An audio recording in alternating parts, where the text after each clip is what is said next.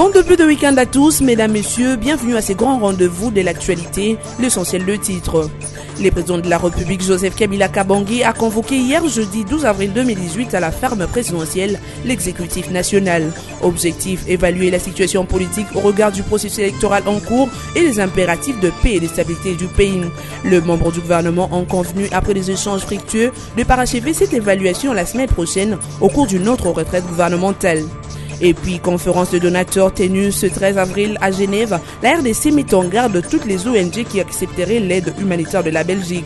Sheoki Tundu, qui l'a dit, précise que les organisations qui recevront de cet argent ne seront pas autorisées à travailler en RDC. C'est au regard de la décision de la Belgique de rompre de manière unilatérale sa coopération bilatérale avec la République démocratique du Congo. Enfin, le médecin de service public et membre du syndicat national de médecins SINAMED menace de reprendre leur mouvement de grève. Ce en vue de protester contre l'attitude insensible du gouvernement face à ses propres engagements. 7 mois après la suspension de la grève, le gouvernement n'a toujours pas rempli sa part du marché, ont indiqué les membres du SINAMED. De ces faits, la grève sera reprise le 23 avril prochain.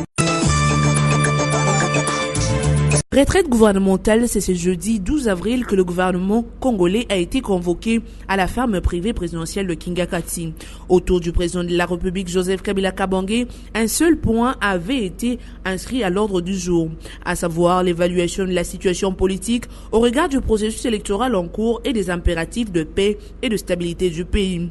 Dans un communiqué de presse signé par Xavier Bonané Yangazi, secrétaire général du gouvernement, il a été noté des échanges fructueux après lesquels le membres du gouvernement ont convenu de parachever leur évaluation au cours d'une deuxième séance de retraite prévue la semaine prochaine. Il faut rappeler que c'est la semaine écoulée qu'il y a eu un conseil de ministres présidé par les chefs de l'État à l'hôtel du gouvernement.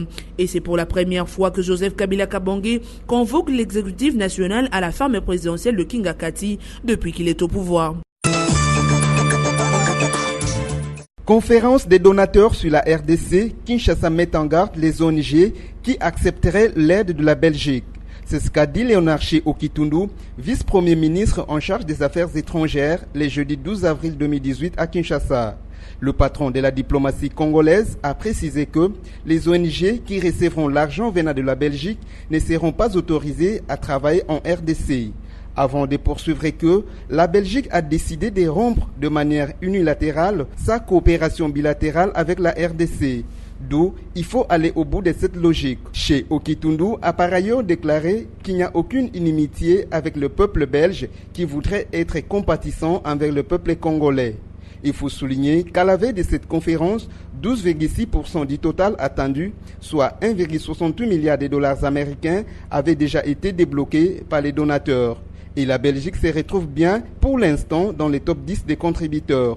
Ici est de rappeler que le gouvernement de la RDC a officiellement refusé de participer à cette conférence des donateurs qui s'est tenue ce 13 avril 2018 à Genève en Suisse, au motif qu'il n'a pas été associé à son organisation. Le Royaume-Uni a annoncé l'octroi des 31 millions de dollars américains à la RDC à titre de contribution supplémentaire à la réponse humanitaire.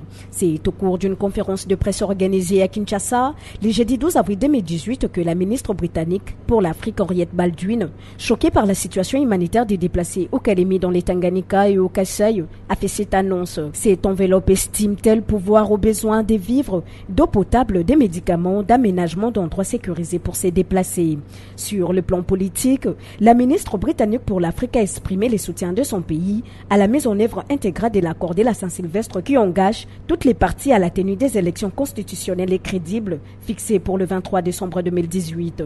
Ces élections devraient, selon la ministre britannique, conduire à la première transition pacifique et démocratique du pouvoir jamais réalisée en RDC. À l'issue d'une rencontre avec le président de la CENI, mercredi 14 mars 2018, l'ambassadeur du Royaume-Uni en RDC, John Moulton, avait annoncé que son pays devait débloquer 9,2 millions de dollars pour soutenir le processus électoral dans les pays.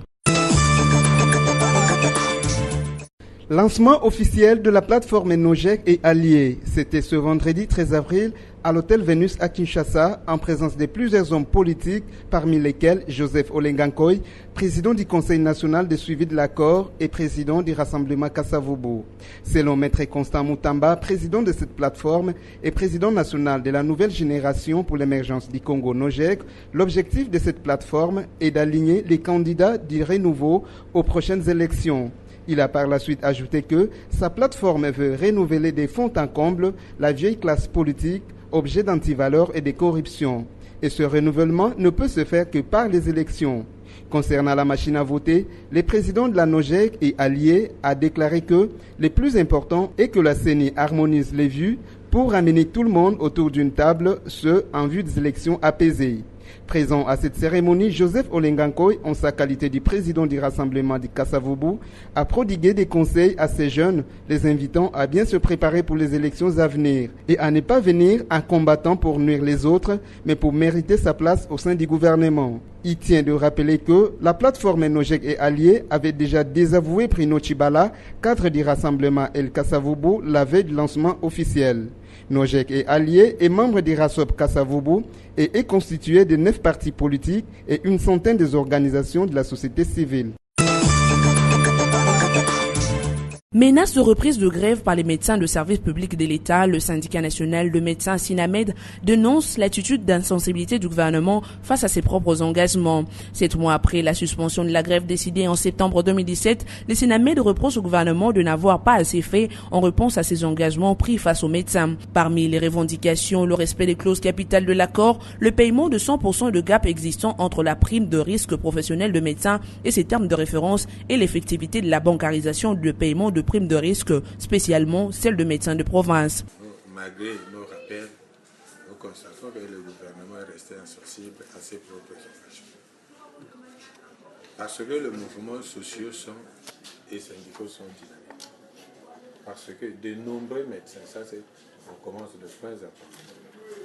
De nombreux médecins qui ont été élargis des listes de paie, d'autres c'est depuis octobre 2016. Ils avaient introduit des recours qu'on avait analysés, qu'on avait jugés recevables et fondés. Le gouvernement avait promis qu'ils seront réhabilités à partir d'octobre 2017. Ce n'est pas le cas. Et vous imaginez, ces médecins, ce sont des médecins de province.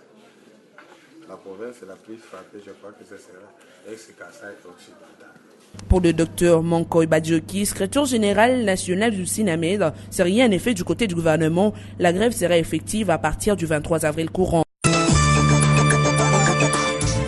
Battu en finale de l'Union des fédérations de football d'Afrique centrale UNIFAC par le Cameroun, pays organisateur, les Léopards Football de moins de 17 ans ont eu un parcours impressionnant.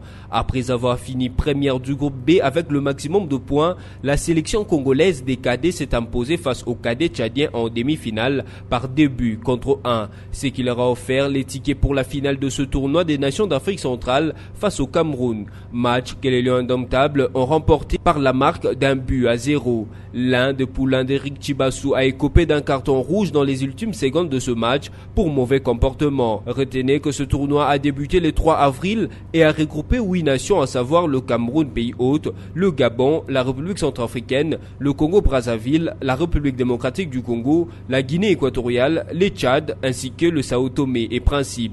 Notez également que la République du Congo occupe de ce fait la 3e place de l'UNIFAC après avoir dominé le Tchad par 2-0 en match de classement. À présent, on rappelle le titre. Le président de la République, Joseph Kabila Kabangi, a convoqué hier jeudi 12 avril 2018 à la ferme présidentielle l'exécutif national. Objectif, évaluer la situation politique au regard du processus électoral en cours et les impératifs de paix et de stabilité du pays. Les membres du gouvernement ont convenu, après des échanges fructueux, de parachever cette évaluation la semaine prochaine au cours d'une autre retraite gouvernementale. Et puis, conférence de donateurs tenue ce 13 avril à Genève, la RDC met en garde toutes les ONG qui accepteraient l'aide humanitaire de la Belgique. Chez Okitundu, qui l'a dit, précise que les organisations qui recevront de cet argent ne seront pas autorisées à travailler en RDC.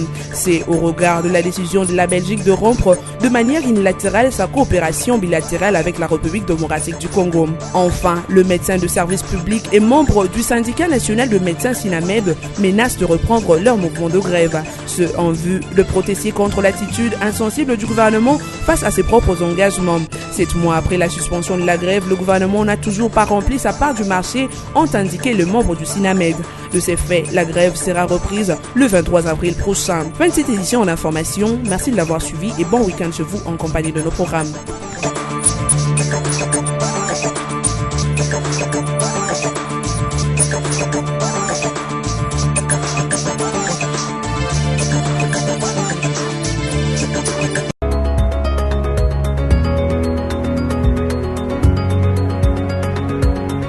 Mesdames, Messieurs, bienvenue à la lecture de journaux parus en ligne ce jeudi 13 avril 2018. Ouvrons cette revue de presse avec Forum des As qui note en grand titre avec la jonction annoncée entre l'AMP et les autres forces de l'équipe gouvernementale Kinga Kati, une méga coalition électorale en gestation. Le président Joseph Kabila a présidé hier jeudi 12 avril un conseil extraordinaire de ministres à sa ferme de Kinga Kati, située à quelques 80 km de Kinshasa.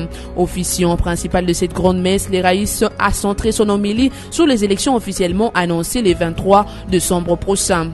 Selon une source qualifiée de la majorité présidentielle qui a livré cette info à Forum des As, l'objectif de la rencontre d'hier à la ferme présidentielle a consisté à mettre en place une méga coalition électorale afin de faire face aux défis d'après-élection. Même si rien n'a été dit de manière exhaustive sur le point inscrit à l'ordre du jour de cette rencontre de Kinga Kati, l'on retiendra néanmoins que l'emphase a été mise sur les élections qui se profilent à l'horizon. Instruit par la triste ou heureuse expérience selon le scrutin précédent de 2006 et 2011, les chefs de l'État a émis le vœu de voir les processus électoraux en cours se dérouler et aboutir dans un climat de total apaisement. Que les guerres d'après-élection appartiennent plus que jamais au passé, ponctuent les Raïs. Par concours de circonstances, les conseils de ministres extraordinaires d'hier jeudi a coïncidé avec la célébration de l'an 1 du gouvernement Tshibala.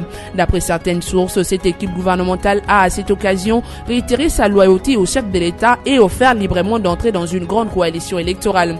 Poursuivant cette revue de presse avec les sites Congo virtuels qui titrent Entrepreneuriat, le FPI en atelier pour la promotion de la femme et de jeunes. Le Fonds de promotion de l'industrie organise depuis ce jeudi 12 avril 2018 à Kinshasa un atelier sur la promotion de l'entrepreneuriat de la femme et l'accompagnement de jeunes entrepreneurs. Ce travaux qui se déroule en 2 parties visant ces 2 groupes s'offre comme un cadre pour réfléchir sur les voies et moyens de mettre en place un programme particulier d'identification, d'accompagnement et d'encadrement de femmes entrepreneurs et de créer des incubateurs de petites et moyennes entreprises. L'objectif visé est d'emmener la RDC à travers le FPI à améliorer sa résilience en résorbant de manière significative le chômage par l'accroissement de l'accès de jeunes et de femmes aux opportunités économiques et aux services socio-économiques. Plus spécifiquement, l'objectif du FPI concernant l'entrepreneuriat de la femme est de consolider sa politique contenue dans son programme pluriannuel 2018-2020 qui prévoit dans son volet financement de projets une allocation de 15%, soit